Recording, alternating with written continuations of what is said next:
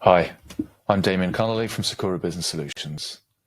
So in previous videos, I've mentioned how I quite like, or maybe I love, budgets. But again, it's not really around the accountancy element of it. It's more about how it helps to really push, provide a game changer for business owners. It really helps to drive businesses once you've got a really good budget process in place. And if you can get it done very early in your financial year, it makes a huge difference to whether you'll achieve that sales or that profitability target. So when clients ask me what's the best way to start working on our budget for the year, I tend to give them a couple of steps to follow. And those steps really are, look at your sales for the year. What were your sales last year? What are your repeatable sales?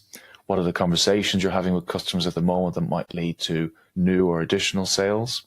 And what are the conversations you're having now that might lead to new clients? Do you know what's in your pipeline? Do you know what that value looks like? When do you think some of those activities might start to occur? Once you've got an idea of what your sales look like, month by month or quarter by quarter would be my ideal suggestion. Then you start looking at what are the costs of delivering on that sales activity. So what are the freelance staff you'll need? What are the internal staff members who help to deliver on that sales activity? What's the additional software, travel costs, other inputs that need to deliver on that sales activity? And remember, if you've got a new client or if something's changing in terms of that sales activity from last year, are there new or additional costs that you need to think about that need to go into your budget to offset that new client or that new sales activity? Once you've got a good idea in your cost of sales, then I'd suggest move on to your overheads. Given what you've now put in for your sales activity and your costs, how does that change your overhead structure compared to last year? Do you need a new office? Do you need extra office spaces? Do you need maybe to think about recruiting a couple of new members of staff?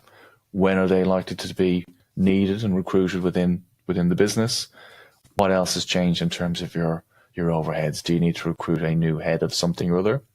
So once you work down through that list and put it into your overheads, and again, I'd suggest doing it on a monthly or maybe quarterly basis, then that will give you a good picture of what your year looks like in terms of your sales targets and your profitability. And invariably, you won't be particularly happy with version 1 or draft 1, but at least if you put that framework together, then you can start looking into the sales in a little bit more detail. Where can we move it? Or are we a little bit too optimistic on our sales figures? Have we got the right costs that feed into delivering those sales?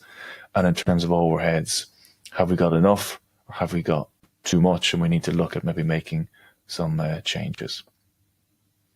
And that's the core part of the budget. If you're very enthusiastic, you can do a budget balance sheet, you can do a budgeted cash flow forecast as well. But I think if you start with that, that will give you a real impetus into your new financial year. So again, if you want to talk to me about budgets, happy to do so.